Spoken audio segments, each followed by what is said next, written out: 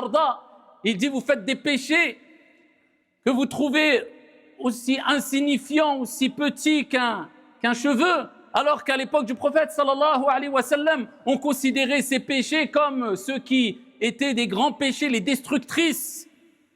Alors qu'aurait dit Anas à notre époque? C'est pas grave, faut pas exagérer, sans rentrer dans l'excès bien sûr, sans rentrer dans l'exagération bien sûr, et sans vouloir rendre tout haram. Mais on ne doit pas rendre tout aussi halal. L'être humain a besoin d'un mode d'emploi, d'un cadre de vie, sinon il vivra comme un animal, ça sera l'anarchie dans son cœur, ça sera l'anarchie dans sa vie. On a tous besoin de codes, de règles.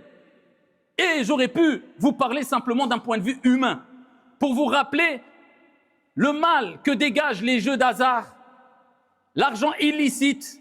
Et ce n'est pas qu'à travers les jeux d'hasard qu'on a de l'argent illicite.